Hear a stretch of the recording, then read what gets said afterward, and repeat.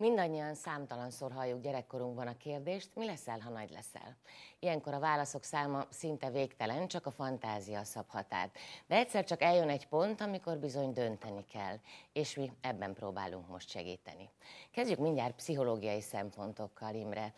Hajlamosak lennénk azt hinni, hogy az érdemjegyek alapján kell abban és arról gondolkozni, hogy merre tovább, hova vesznek föl, hova sikerül bejutnom, tehát hogy racionális döntést kell hozni. Szerinted? A pályaválasztás az olyan, mint egy négylábú szék, és a ráció az csak az egyik lába lesz ennek a folyamatnak. Áthatja a pályaválasztást egy nagy tévedés, illetve egy nagy terhet cipelünk sokan, hogy a képességeink alapján próbálunk pusztán dönteni. Erről szól a ráció. Mi van a kisujjamban, miben vagyok ügyes, és aztán mire leszek végső soron alkalmas. De behoznék egy további lábat, és aztán egy továbbit. Mi az, ami érdekel? Eddig már azért eljutunk a legtöbben. Ugye én úgy szoktam mondani, ez a személyes szakzsargon, hogy mikor van szemcsillogás. Tehát, hogy mikor robban a szívem, mikor mozdul a lelkem, hogy igen, ezzel egy életen át akár tudnék foglalkozni. De még mindez kevés, hogyha nem nézünk meg egy újabb lábat, ami pedig a realitáskontroll. Tehát, hogy mégiscsak a munkaerőpiacról beszélünk, mi van fehéren, feketén, mi a valóság, az objektív valóság. És a negyedik lábat hagytam a végére, én ezt pszichológusként kiemelném, főleg azért, mert fajlagosan erre szánunk a legkevesebb figyelmet, diákként, szülőként, akár még pedagógusként is.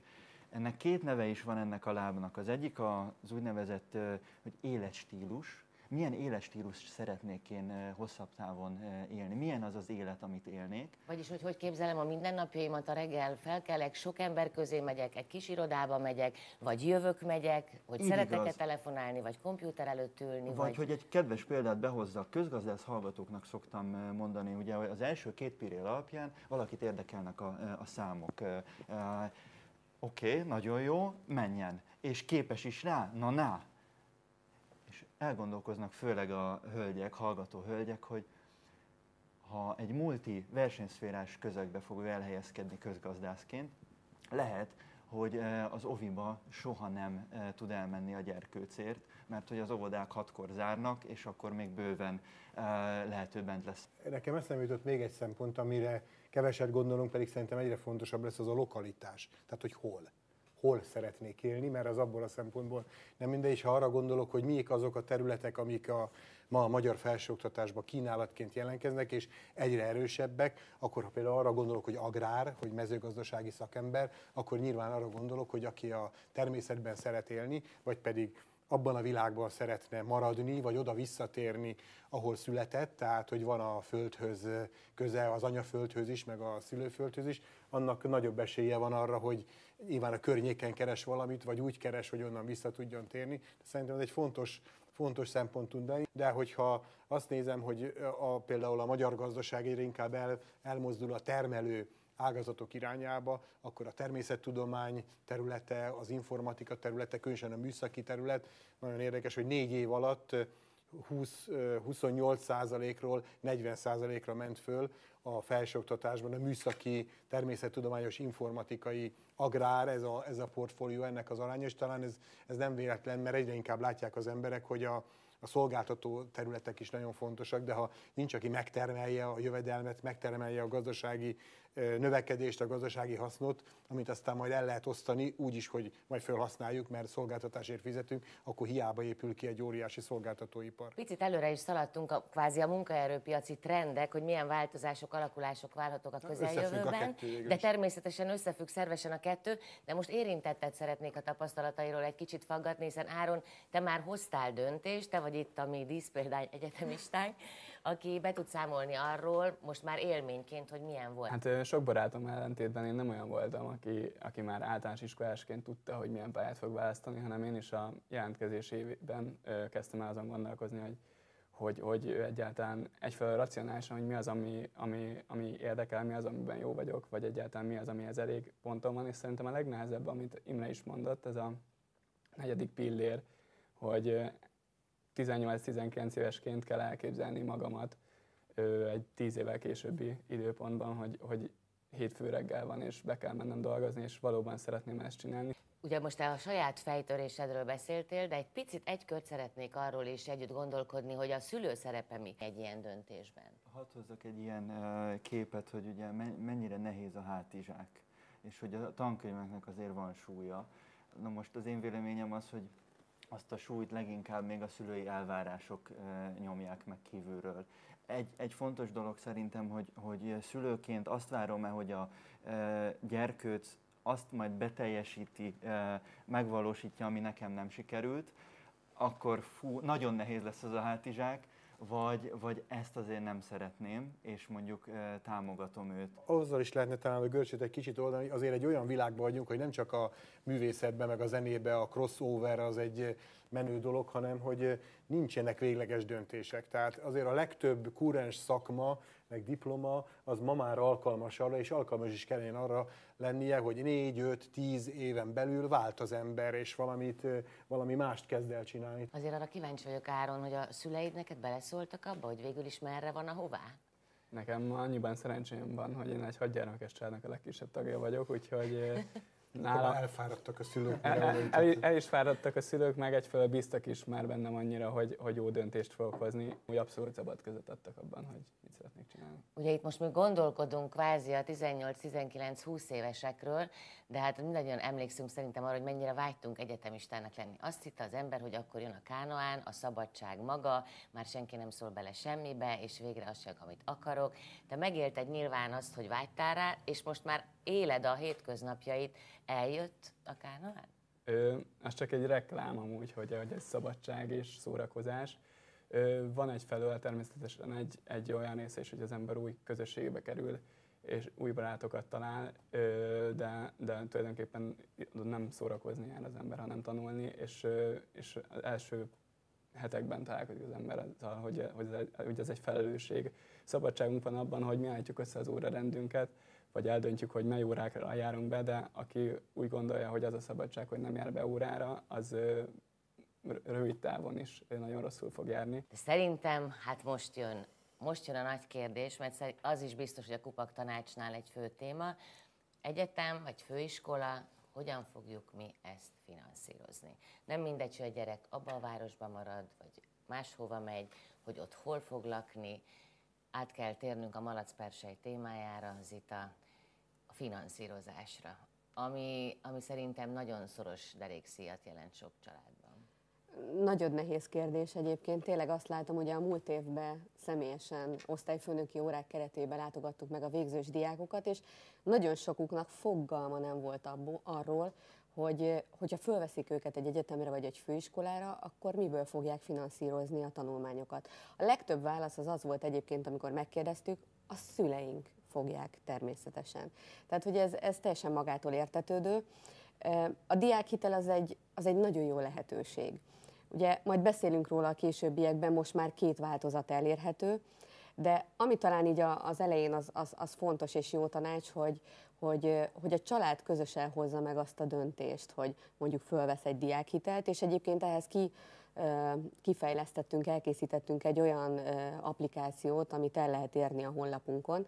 Ez egy úgynevezett pénzügyi tájoló alkalmazás, ami ha nem is forintra pontosan, de nagy segítséget nyújt a szülőknek és a leendő egyetemistának, hogy kiszámolja, hogy adott településen, adott egyetemen, főiskolán, karon mennyibe kerül egy szemeszter. Készítettünk egy kutatást, illetve minden évben megpróbáljuk fölmérni, hogy mi az az összeg, amiből egyébként gazdálkodnak a fiatalok. Hangsúlyozom, ezek a mi számolásaink, az a 90 000 forint körüli összeg az, amiből egy átlagos egyetemista minden költséget belevéve havonta ki tud jönni. Azt mondod, a diákhitel jó megoldás, de ugye az eladósodás szerintem ma az a szó, amire mindenki összerezzen. Tehát, hogyha lehet, akkor azt nem kéne. Azt valahogy ki kéne kerülni, meg kéne úszni. Úgyhogy tegyünk egy kis rendet, már nyilván utána lehet nézni a honlapon, de 2 diákhitel van, hogyha elmondanád a különbségeket, azonosságokat, aztán meg az óvatosság vagy a végiggondolás szempontjait, akkor megérthetnénk többet. Ugye a diákhitel felvétele is egy nagyon komoly felelősség. Tehát a diákhitel, ezt tudni kell, ugyanolyan hitel, mint az összes többi banki hitel, a jelszó az, hogy vissza kell fizetni. Tehát ez egy nagyon remek konstrukció, hiszen az egyetemi évek alatt, amíg tanul, biztosítva van az a kényelem, hogy csak a tanulásra tudjon koncentrálni a diák, de amikor megszűnik az aktív hallgatói jogviszony, a 4. hónapban keményen el kell kezdeni a törlesztést, ez alól nincs felmentés. Most senkit nem szeretnék elriasztani, mert hogy ez tényleg egy olyan speciálisan az egyetemistákra alkotott hitel, ami, hogyha okosan gazdálkodik vele, tényleg a tudásába fekteti, akkor egy maximálisan megtérülő befektetés. Néhány praktikum csak, ami tényleg fontos, én azt gondolom, hogy ez a családi döntés. Tehát a szülők tudják azt, hogy a családnak mennyi a teherbíró képessége, mennyit tudnak tényleg a havi rezsiből a diákra fordítani. Tehát beszéljék meg, közösen döntsék el. Aztán amit az Imre is feszegetett, és miniszter úr is, hogy majd az a diploma, amit ő majd egyszer szerezni fog, végig gondolni, hogy vajon igen, ezzel a diplomával én majd hogy fogok keresni? Szóval fontos kérdés mégiscsak, mert hogy látjuk ugye a visszafizetési rátákat, ami egyébként nagyon feszes és nagyon jó, de ténylegesen vannak olyan végzettségek, ahol 5-6 év alatt sikerül visszafizetni a diákhitelt.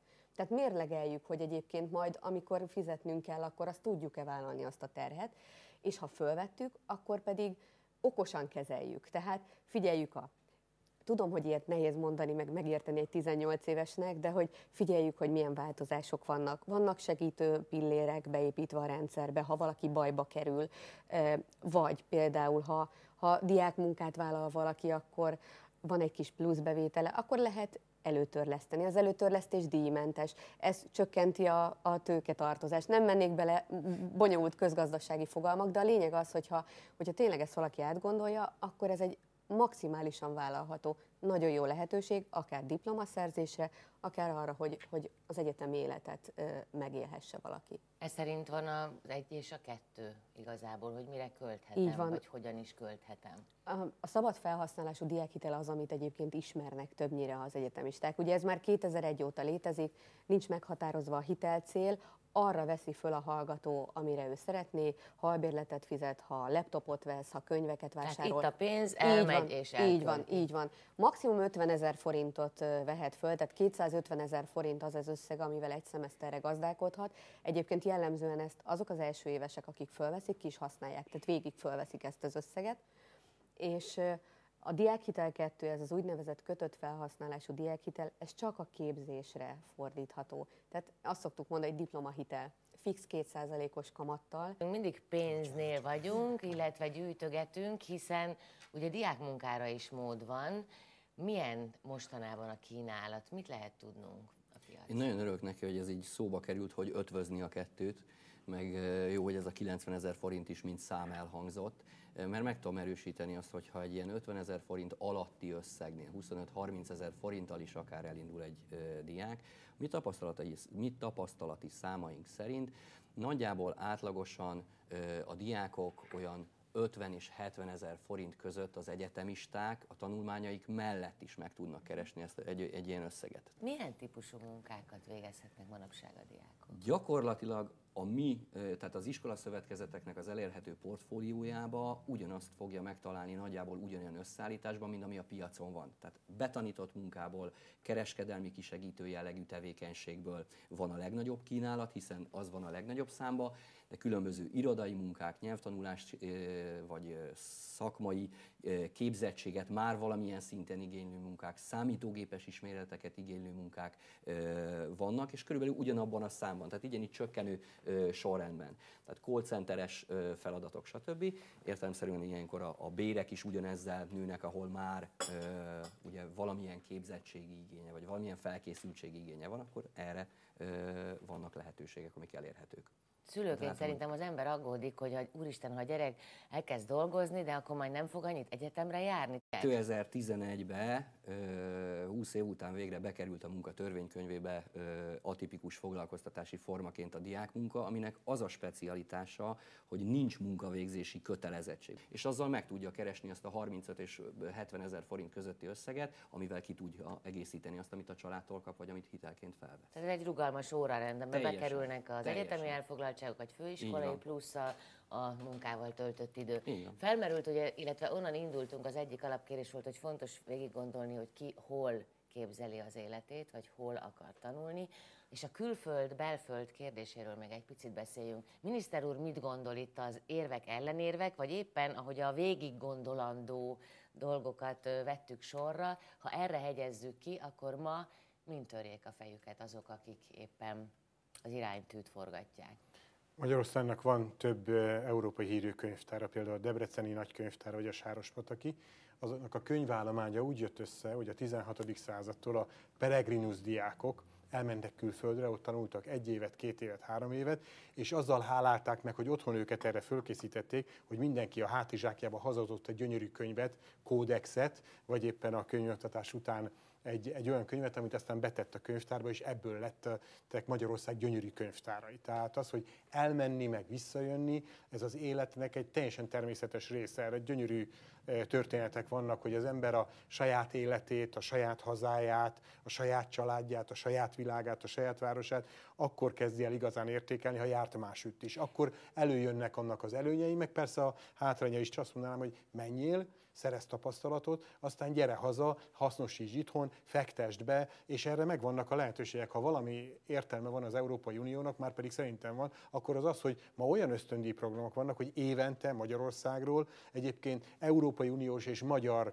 szervezésben majdnem 5000 fiatal és több mint 1000 oktató minden évben rendszeresen, szemeszterenként elmehet külföldre, finanszírozzák a tanulmányait, aztán meg majd visszajöhet. Utána néztem, és azt olvastam, hogy ön is a Luther Márton Egyetemen Halléban eltöltött 4 szemeszter, tehát ön is az egyetem után kiment egy kicsit, mondjuk így a saját életében, vagy akár gondolkodásában mifajta hozadéka volt annak, hogy végül is felkerekedett, világot látott, visszajött?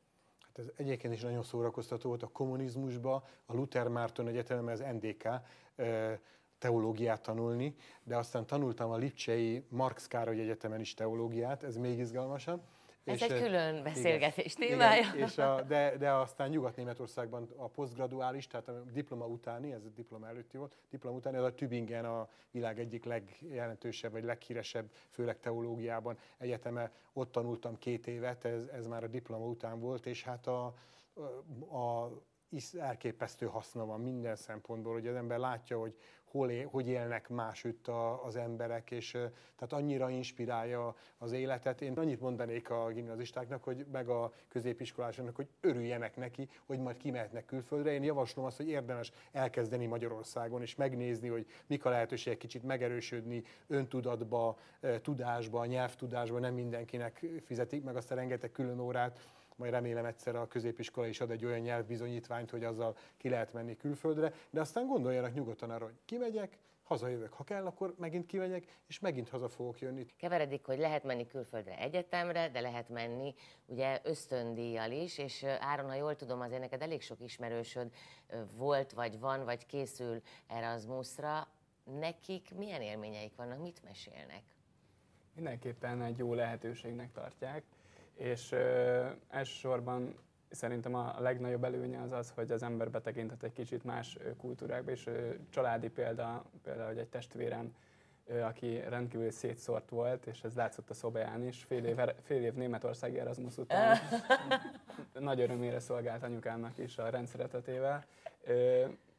Ez mindenképpen előny kapcsolatteremtése, de azt szerintem, ami későbbiekben a legfontosabb, az a nyelvtanulásra kiváló alkalom.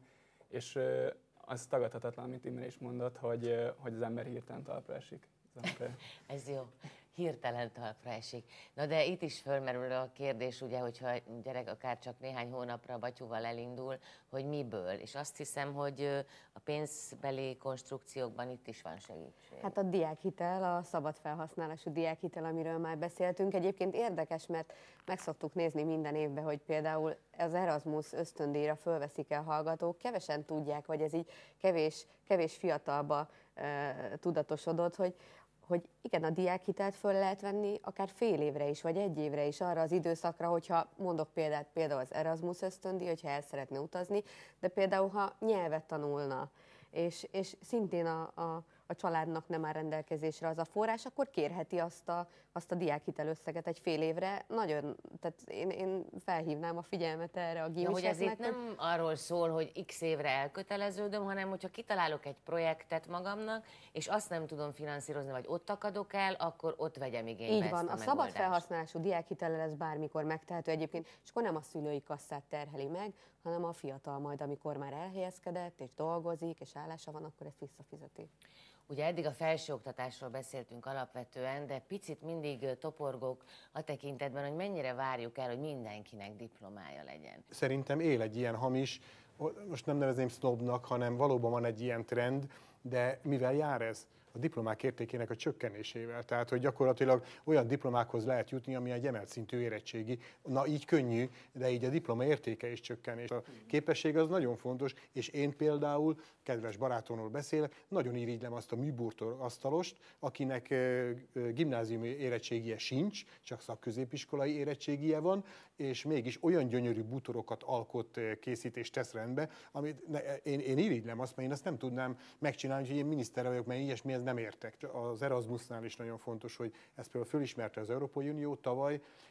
Magyarországon mutattuk be azt a programot, hogy az Erasmus Plus-ban szakmunkásképzőből is lehet, szakiskolából is lehet menni, külföldre, ösztöndíjra, tapasztalatot szerezni. Miért csak az egyetemeken mozogjanak a német, magyar, az olasz, meg a spanyol fiatalok? Miért ne mozoghatnának mondjuk olyan duális képzésekben, olyan ipari területeken, meg informatikába, ahol egyébként szintén meg lehet ezt a másik kultúrát ismerni. Ha van egy biztonságérzetem, hogy van egy szakmám, azt jól csinálom, ott én jól keresek egyébként, akkor még mindig, és erre alkalmasnak kell lennie a magyar felsőoktatásnak, és mindent meg fogunk tenni, hogy ez néhány éven belül valóság legyen, hogy egyébként majd aztán egy másik úton el lehet jutni majd a diplomáig. Régen úgy hívták ezt, hogy üzemmérnök, hogy aztán megvan a szakközép, megvan a szakma, dolgozók, megvan egyfajta felsőfokú szakképzés, ott már majdnem felsőoktatás, és aztán lehet, hogy majd levelezőn, estén, akárhogy megszerzem majd azt a mérnöki diplomát, vagy azt a diplomát, amit kell, és egyébként meg már van családom,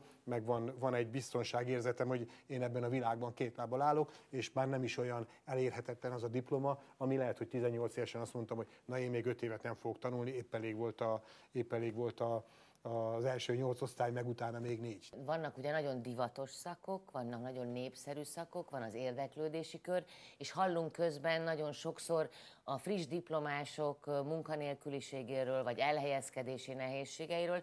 Itt érzi azt az ember, hogy valahogy mintha nem illeszkedne az éppen aktuális 21. századi piaci igény azzal a végzettség tömeggel, vagy az annyi olyan végzettségűvel, aki viszont van. Tehát... Én nagyon nagy örömmel hallottam ezt a 25%-ról 40%-ra fölemelkedett műszaki irányultságú felsőoktatási helyekről az információt, hiszen a piacon mi azt tapasztaljuk, hogy ez az irány az. Tehát az IT szakma, a mérnökök, gépészek, villamosok, ezek, amire nagyobb szükség van. Most, hogy a végére értünk valamelyest ennek a körnek, azt érzem, hogy az a jó, hogyha rugalmasan, nyitottan, változásra és változtatásra képesen hoznak most egy reményeink szerint elég jó döntést az ifjak. Én azt szeretném kérni, hogy így a végén, hogyha mindenki mondana egy ilyen záró gondolatot, amit talán a diákok vagy a szülők magukkal vihetnek. Te Áron, te mit üzensz? Szerintem a felnőtté válás folyamatában ez az első komoly lépés, és